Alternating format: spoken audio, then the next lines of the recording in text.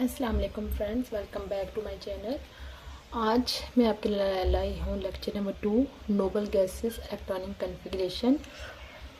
ये जो लेक्चर है ये चैप्टर नंबर 4 क्लास 9th का चैप्टर नंबर 4 केमिकल बॉन्डिंग का लेक्चर नंबर 2 है। लेक्चर नंबर 1 में हमने इंट्रोडक्शन देखा था केमिकल बॉन्डिंग का। आज हम देखेंगे नोबल गैसेस की इलेक्ट्रॉनिक कॉन्फ़िगरेशन। नोबल गैसेस के बारे में जनरली जो है वो पिछले चैप्टर के अंदर भी मैंने डिस्कस किया था।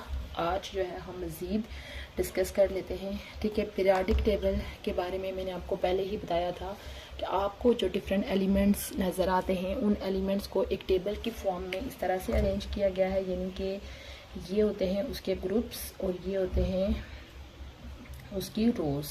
ठीक है, इस तरीके से जो है वो उसको उसके डिफरेंट तरह के ग्रुप्स बना के उसको अरेंज किया गया है। तो उन ग्रुप्स के डिफरेंट तरह के नेम हैं। ठीक है, अब पीरियोडिक टेबल का सपोज के ये टोटल, अगर हम पीरियोडिक टेबल की बात करें तो टोटल पीरियोडिक टेबल के अंदर 18 ग्रुप्स मौजूद होते हैं। 18 ग्रुप्स मौजूद होते हैं। इस तरह से इनके 1, 2, 3, 4 इनके नेम हैं। तो ये सपोज हमारे पास है ग्रुप नंबर 18। ठीक है, ग्रुप नंबर 18 के अंदर मौजूद एलिमेंट्स कौन कौन से एलिमेंट्स हैं? Ne होता है नियॉन, उसके बाद Ar होता है आर्गॉन, उसके बाद होता है Kr कार्बन, Ze ज़ीनॉन और लास्ट पे होता है रेडॉन Rn। ठीक है, इन एलिमेंट्स के मैं ये उनकी जो है सिंबल है, इनके मैं नाम भी लिख लेती हूँ। हमारे पास यहाँ पे Ne जो है वो क्या है? नियॉन को बोला जाता है। उसके बाद Ar क्या है? आर्गॉन है। उसके बाद तीसरा एलिमेंट है Kr, ये होता है कार्बन। उसके बाद नेक्स्ट है Xe ज़ीनॉन और लास्ट एलिमेंट है Rn रेडॉन। अब पीरियोडिक टेबल के ग्रुप नंबर 18 के जो एलिमेंट्स हैं इनको बोला जाता है नोबल गैसेस। ठीक है, इनको हम ये रीज़न भी देख लेते हैं कि इनको नोबल गैसेस क्यों बोला जाता है। ठीक है, नोबल गैसेस बोला जाता है, एक तो इनकी ओवरऑल जो अकरेंस होती है बहुत लो होती है। ठीक है, ड्यू टू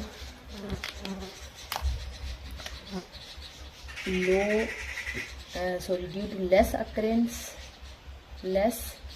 अकरेंस, यानी कि एक चीज़ जो इस दुनिया में बहुत कम पाई जाती है वो यूनिक नेचर की होती है, तो उसको नोबल बोला जाता है। ठीक है, पहली रीज़न इसको नोबल कहने की रीज़न क्या है? दूसरी मेन रीज़न इनको नोबल कहने की दूसरी मेन रीज़न क्या है कि ये जो बहुत यानी कि स्टेबल होती हैं। ठीक है, ये स्टेबल हैं। और उसकी तीसरी मेन रीज़न ये है कि ये इतना जो है वो किसी दूसरे के साथ रिएक्ट नहीं करती। ठीक है, they do not react with other elements, they do not react with others, यानी कि दूसरों के साथ रिएक्शन नहीं करते। ठीक है, यानी इनका एक और नाम नोबल भी होता है और साथ में इनको इनर्ट गैसेस भी बोला जाता है। ठीक है, क्यों? 3 रीज़न मैंने कौन सी डिस्कस की? लेस एबंडेंस की वजह से, स्टेबल होने की वजह से, और अब ये दूसरों के साथ रिएक्शन नहीं कर रहे होते, इसी वजह से इनको नोबल गैसेस और इनर्ट गैसेस बोला जाता है। ठीक है, अब ये दूसरों के साथ अगर इनके कुछ एलिमेंट्स, इनमें से जो ज़ीनॉन है इसके कुछ कंपाउंड होते भी हैं, बट वो भी बहुत एक्सट्रीम कंडीशंस अप्लाई करके उसके आगे कंपाउंड बनाए जाते हैं। ठीक है, अब ये रिएक्शन करते क्यों नहीं हैं?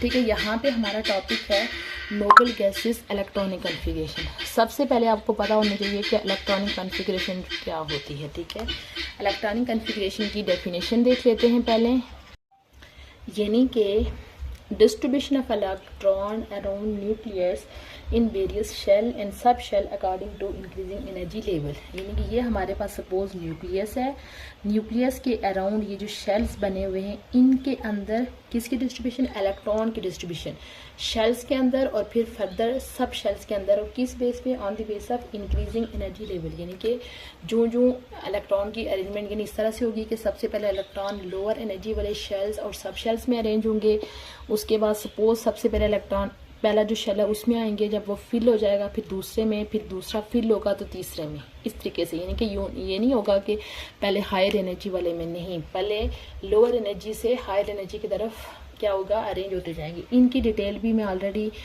पिछले चैप्टर में भी डिस्कस कर चुकी हूँ कि इनकी भी एक स्पेसिफिक अमाउंट होती है, फिक्स अमाउंट होती है कि पहले शेल में मैक्सिमम 2 इलेक्ट्रॉन आ सकते हैं।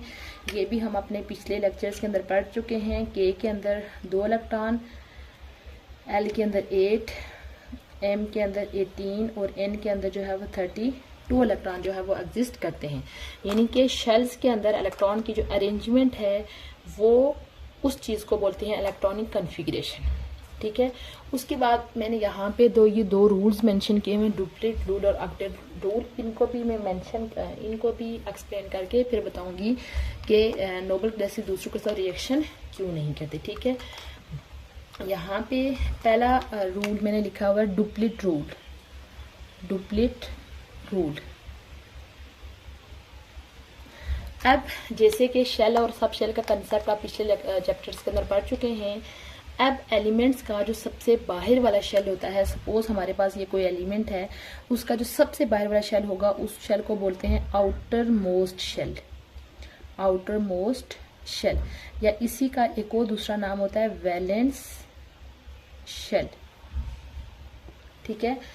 अब आप देखें कि अगर हम देखें दुनिया की हर चीज़ जो है वो अपने आप को स्टेबिलिटी की तरफ लेके जा रही है, ठीक है। पानी है वो ऊपर से नीचे की तरफ बह के आ रहा है। आप अपनी मिसाल लें, आप एजुकेशन हासिल करते हैं अच्छी जॉब करने के लिए, मज़ीद जो है वो आप अच्छी से अच्छी जॉब लेने की कोशिश करते हैं ताकि आप स्टेबल हों, ठीक है। इसी तरह अगर हम केमिस्ट्री के टर्म में स्टेबिलिटी की बात करें तो एलिमेंट्स के ट्राई करते हैं कि अपना जो सबसे बाहर वाला शेल होता है जिसको वैलेंस शेल या आउटर मोस्ट शेल बोलते हैं, उसके अंदर या तो 2 इलेक्ट्रॉन कंप्लीट कर सकें या तो 8 इलेक्ट्रॉन कंप्लीट कर सकें। अब 2 इलेक्ट्रॉन को फॉलो करने वाले बहुत कम एलिमेंट्स होते हैं। ज़्यादातर एलिमेंट्स ये ट्राई करते हैं कि अपने आउटर मोस्ट शेल में कितने इलेक्ट्रॉन कर सकें, 8 इलेक्ट्रॉन कंप्लीट कर सकें। अब ये जो पहला रूल है डुप्लीट रूल, ये क्या होता है, attaining 2 electron in its, attaining 2 electron in valence shell, यानी वैलेंस शेल के अंदर 2 इलेक्ट्रॉन को हासिल करना क्या कहलाता है, डुप्लीट रूल कहलाता है। इसी तरह अगर हम ऑक्टेट रूल की बात करें, ऑक्टेट रूल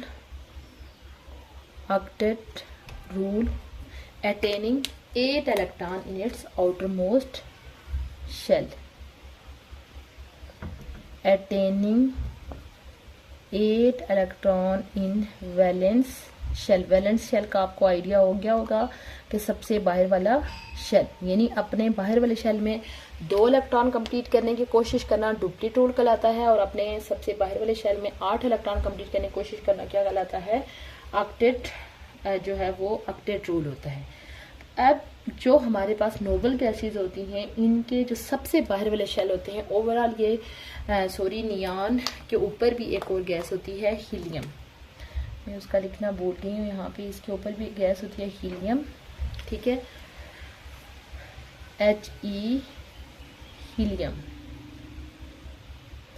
अब इन तमाम गैसेस की अगर हम इलेक्ट्रॉनिक कॉन्फ़िगरेशन देखें तो जो हीलियम है इसके सबसे बाहर वाले शेल में 2 इलेक्ट्रॉन होते हैं, जबकि बाकी जितनी भी गैसेस हैं इन सब के आउटर मोस्ट शेल में क्या होते हैं, 8 इलेक्ट्रॉन होते हैं, ठीक है। 8 इलेक्ट्रॉन होने का ये मतलब है कि ये गैसेस क्या हैं, स्टेबल हैं। इनको किसी दूसरे एलिमेंट के साथ रिएक्शन करके यानी कि अपने 8 इलेक्ट्रॉन कंप्लीट करने की कोई ज़रूरत नहीं है, क्योंकि देखिए पहले से एक गैस जो कि 2 इस डुप्लीट रूल को फॉलो करती है वो है हीलियम, जबकि बाकी सारी गैसेस ऑक्टेट रूल को फॉलो करते हुए अपने आउटर मोस्ट शेल में ऑलरेडी 8 इलेक्ट्रॉन कंप्लीट करके रखी हुई होती हैं। इसी वजह से ये दूसरे एलिमेंट्स के साथ रिएक्शन नहीं करते। इनकी कुछ गैसेस के हम रूल वो इलेक्ट्रॉनिक कॉन्फ़िगरेशन लिख लेते हैं। सपोज हमारे पास नियॉन है, ठीक है, जिसका एटॉमिक नंबर क्या होता है, 10 होता है। एटॉमिक नंबर 10 है तो उसका जो सबसे पहला शेल होता है के, उसके अंदर 2 इलेक्ट्रॉन आ जाएंगे, और उसका जो दूसरा शेल है एल, उसके अंदर कितने इलेक्ट्रॉन आ जाएंगे, 8 इलेक्ट्रॉन आ जाएंगे। देखिए ये हमारे पास क्या हो गया, स्टेबल हो गया। 1 बाय 1 हम सबका एक्सप्लेन कर लेते हैं। उसके बाद दूसरा एलिमेंट है हमारे पास आर्गन, ठीक है। अगर हम आर्गन आर्गन का जो एटॉमिक नंबर होता है वो होता है 18, ठीक है। आर्गन पीरियड नंबर 3 से बिलोंग करता है, तो उसका जो के शेल होगा, पहला शेल, उसके अंदर जो है वो 2 इलेक्ट्रॉन आ जाते हैं, ठीक है। उसके बाद जो उसका दूसरा शेल होता है एल, उसके अंदर 8 इलेक्ट्रॉन आ सकते हैं, क्योंकि आपको पता है मैक्सिमम एल के अंदर इलेक्ट्रॉन ही कितने आते हैं, 8। उसके बाद इसके अंदर 3 शेल होते हैं, और तीसरे शेल में टोटल कितने इलेक्ट्रॉन आ जाएंगे, 8, क्योंकि टोटल देखें 8 8 16 और 2 18, क्योंकि उसके अंदर जो टोटल इलेक्ट्रॉन ही कितने हैं, 18 है। उसके बाद तीसरी गैस क्या है, कार्बन, ठीक है। कार्बन का जो होता है वो एटॉमिक नंबर वो होता है 36। हम 36 के हिसाब से अरेंज करेंगे। जो सबसे पहला शेल होता है के, उसके अंदर 2 इलेक्ट्रॉन आ जाएंगे, एल के अंदर 8 इलेक्ट्रॉन आ जाएंगे, एम के अंदर टोटल 18 इलेक्ट्रॉन आ जाएंगे, क्योंकि देखिए एम के अंदर आपको पता है मैक्सिमम कितने इलेक्ट्रॉन आते हैं, 18। एम के बाद नेक्स्ट शेल होगा एन, उसके अंदर कितने इलेक्ट्रॉन होंगे, 8। अब आप देखें इसका जो सबसे बाहर वाला शेल है उसके अंदर भी कितने इलेक्ट्रॉन हैं, 8 इलेक्ट्रॉन है। ये हमारे पास जो है वो नियान का आउटर मोस्ट शेल है, ये हमारे पास आर्गन का आउटर मोस्ट शेल है, और ये हमारे पास किसका है, कार्बन का आउटर मोस्ट शेल है। उसके बाद नेक्स्ट अगर हम जीनोन का देखें, नेक्स्ट एलिमेंट है हमारे पास जीनोन। जीनोन का जो एटॉमिक नंबर होता है वो होता है 54। इनको हम अरेंज करते हैं, इसके भी के अंदर मैक्सिमम 2 इलेक्ट्रॉन, एल के अंदर 8 इलेक्ट्रॉन, 10 हो गए, एम के अंदर 18 इलेक्ट्रॉन, ठीक है। 18 और 10 28 हो गए, टोटल हमने 52 इलेक्ट्रॉन्स रखने। उसके बाद जो एल होता है उसके अंदर भी इसका जो एन है,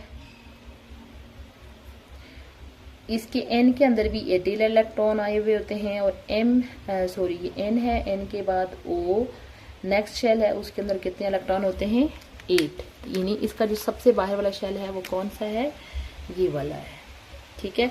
इसी तरह जो इनका लास्ट एलिमेंट है रेडॉन, अगर हम उसकी बात करें तो रेडॉन का जो एटॉमिक वो है 86 है, ठीक है, 86।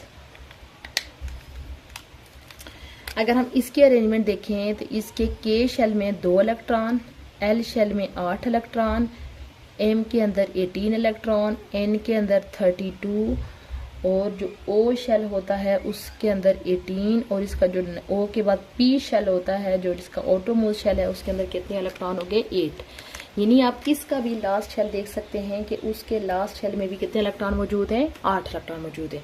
उसके बाद अगर हम हीलियम की बात करें, He हीलियम, जिसका एटॉमिक नंबर होता है 2, हीलियम का एटॉमिक नंबर क्या होगा, 2 होगा। Z = 2।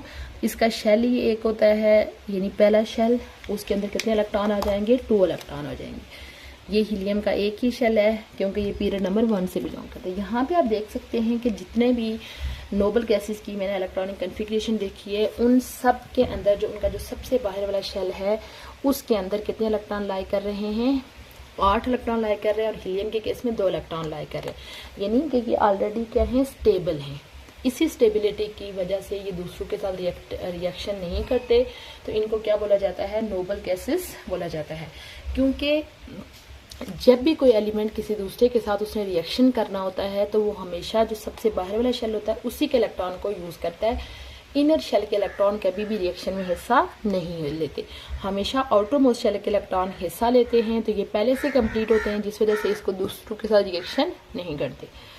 आज के लेक्चर में हमने नोबल गैसेस की इलेक्ट्रॉनिक कॉन्फ़िगरेशन को डिस्कस किया, और साथ में हमने 2 रूल, डुप्लेट रूल और ऑक्टेट रूल को डिस्कस किया। उम्मीद करती हूँ आपको आज का लेक्चर अच्छा लगा होगा।